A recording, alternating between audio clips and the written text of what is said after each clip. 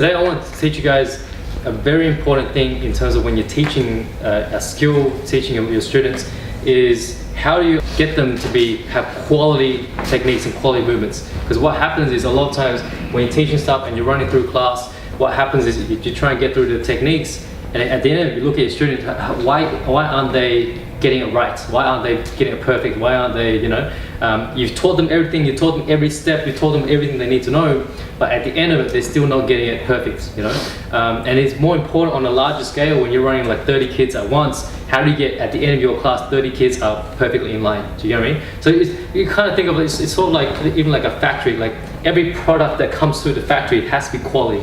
You can't have random, you can't have this kid punching like this, another one punching, they all have to be exactly the same, so that's quality. And then later on, when you extend, like we have 1,000 students, 1,000 students have to be exactly the same. Yeah? If you look at the old Shaolin temples, when you got like 10,000 people doing the exact same thing, like that's quality.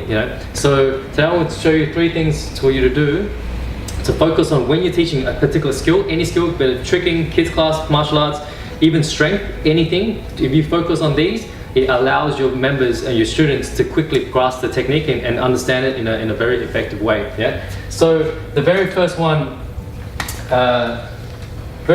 basically, if you look at human anatomy, right? We move, we generate power, everything, all our motion is through our joints. For example, you look at a puppet, when those puppet on the strings are attached to the joints, not the actual arms or legs. The puppet moves, it's all on the elbow, the wrists, the knees, the neck, it's all on the joints. So if you can understand that, right?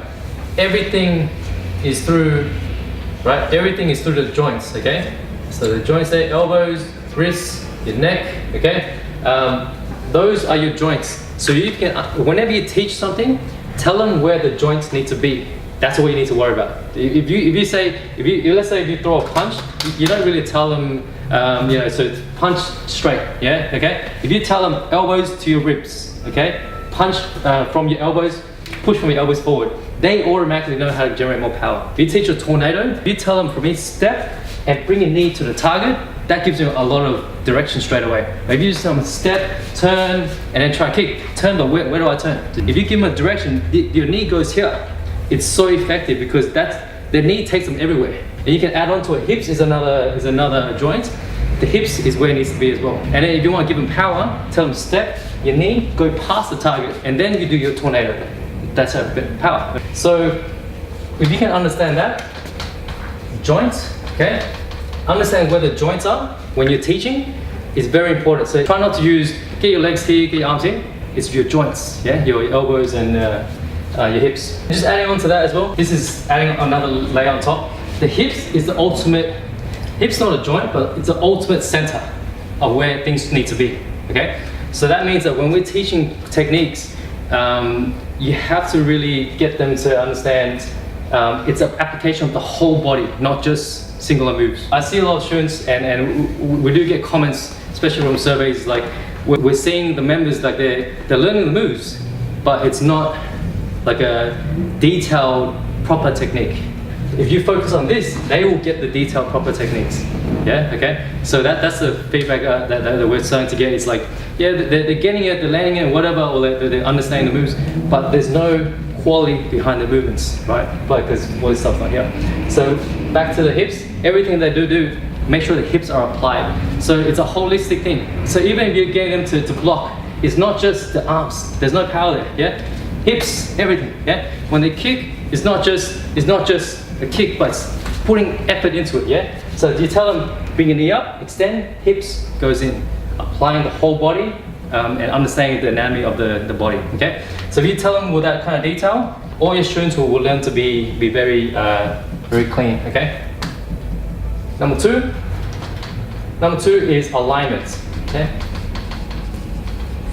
Alignment, or another way you can kind of call it is a target, okay? Target means everything we do, give them a target. So like my tornado example, knee to the target, okay? For example, here, northern stance, parallel to the ground, like, yeah? Give as much detail as you can. So when you're watching the techniques of students, make sure that they know where to measure where they are. Push-ups is a very simple example, okay? We always say, Make sure hands underneath the shoulders, okay? When they do push-ups, because that's so easy. You know, sometimes they go in front, too far back. You tell them hands underneath your shoulders.